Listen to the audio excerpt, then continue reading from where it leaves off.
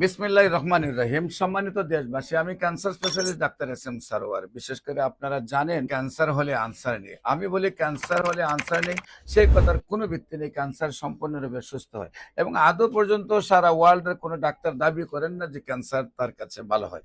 আমি বলে থাকি অলরেডি ক্যান্সার গবেষক ডাক্তার এস এম সারোয়ার ইউটিউবে, ফেসবুকে, গুগলে, টিকটকে সার্চ করলে 5,500-এর ঊর্ধ্বে ক্যান্সার রোগীর সাক্ষাৎকার পাবেন যারা সুন্দরভাবে সুস্থ হয়েছেন। বিশেষ করে হবিগঞ্জ সোনারঘাটের অ্যাডভোকেট তুহিন এবং ব্যারিস্টার সুমনের চাচি, সোনারঘাট বাগবাড়ি হান্নান মেসাবের ওয়াইফ, ওনার ক্যান্সার হয় প্রথম গ্যাস্ট্রোলজিতে, তারপরে ইউরোলজিতে, তারপরে কোলনে, তারপর খাদ্যনালীতে, সমস্ত শরীরে ক্যান্সারটা ছড়িয়ে পড়ে এবং তার কিডনি পয়েন্ট 30-তে চলে যায়।